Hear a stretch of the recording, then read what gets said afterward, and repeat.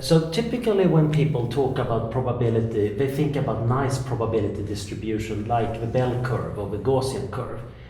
So this means that it's most likely that you get something close to zero, and then less and less likely that you get very positive or very negative things. And this is a rather nice looking curve. However, many things in the world turn out to have much nastier probability distributions. A lot of disasters, for example, have a power law distribution. So if this is the size of a disaster, and this is the probability, they fall off like this. This doesn't look very dangerous from the start. Most disasters are fairly small. There's a high probability of something close to zero and a low probability of something large. But it turns out that the probability of getting a really large one can become quite big. So suppose this one has alpha equal to 1.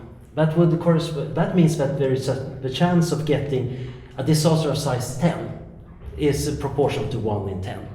And a disaster 10 times as large, that's just a tenth of that probability. And a disaster 10 times as large as that big disaster, again a tenth of that. That means that there is quite a lot of probability to getting very, very large disasters. So in this case, getting something that is very far out here is exceedingly unlikely. But in the case of power laws, you can actually expect to see some very, very large outbreaks. So if you think over time as various disasters happen, they happen irregularly, and occasionally one is through the roof. And then another one. And you can't, of course, tell when they're going to happen, that's random. And you can't really tell how big they're going to be, except that they're going to be distributed in this way. The real problem is that when something is bigger than any threshold you imagine, well, it's not just going to be a little bit taller, it's going to be a whole lot.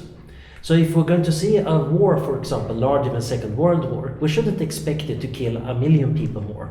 We could expect it to kill tens or most likely hundreds or even 1 billion people more, which is a rather scary prospect. So the problem here is that disasters seem to be having these heavy tails. So a heavy tail in probability slang, that means that the probability mass over here, the chance that something very large is happening, falls off very slowly. And this is of course a big problem because we tend to think in terms of normal distributions. Normal distributions are nice. We say they're normal because a lot of the things in our everyday life get distributed like this. The tallness of people, for example, very rarely we meet somebody who's 1 kilometer tall. However, when we meet the people and think about how much they're making or how much money they have, well, Bill Gates, he's far, far richer than just 10 times you and me. He's somewhere far out here.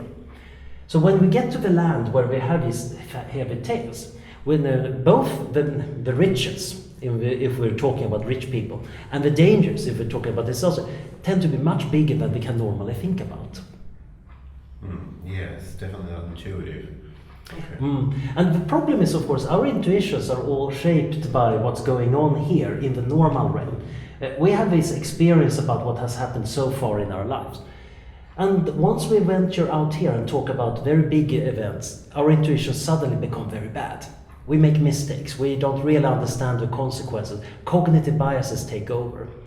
And this can, of course, completely mess up our planning. So we invest far too little in handling the really big disasters, and we're far too uninterested in going for the big wins in technology and science.